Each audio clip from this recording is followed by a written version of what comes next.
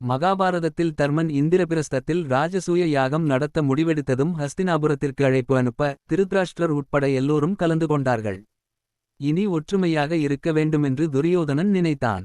யாகத்தில் தர்மனுக்கு கிடைத்த பரிசுகளை கண்டு பொறாமைப்பட்டான். மாளிகையை சுற்றி பார்க்க தனியாக போனான். நடந்தவன் ஓரிடத்தில் தண்ணி இருக்கென்று நினைத்து வஸ்திரத்தை உயர்த்தி நடக்க அங்கு தண்ணி இல்லை. வெட்கப்பட்டு சிரித்து கொண்டான். மற்றொரு இடத்தில் தண்ணி இல்லை என்று நடந்ததும் தண்ணியில் விழுந்து விட்டான். விழுந்த துரியோதனனை கர்ணன் உட்பட எல்லோரும் வந்து தூக்கியெடுத்தார்கள். துரியோதனன் விழுந்த இடத்திற்கு மேல் பகுதியில் விருந்து நடந்து கொண்டிருந்தது. துரியோதனன் விழுந்ததை கண்டு மன்னர்கள் சிரித்துவிட்டார்கள். அவமானப்பட்ட துரியோதனன் மேலே பார்க்க பாஞ்சாலி கண்டதும் காணாத மாதிரி பார்த்துவிட்டு போனாள். பாஞ்சாலி சிரித்திருப்பாள் என்று நினைத்து சங்கடப்பட்டான். தங்கியிருந்த அறையில் தனிமையில் இருந்து வேதனைப்பட்டவனை கர்ணன் சமாதானப்படுத்தினான். கண்ணனுக்கு முதல் மரியாதை கொடுத்தது துரியோதனனுக்கு பிடிக்கவில்லை. அவனுக்கு கொடுப்பார்கள் என்று நினைத்தான்.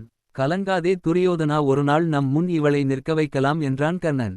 நண்பனின் பேச்சு அமிர்தமாக இருந்தது துரியோதனனுக்கு.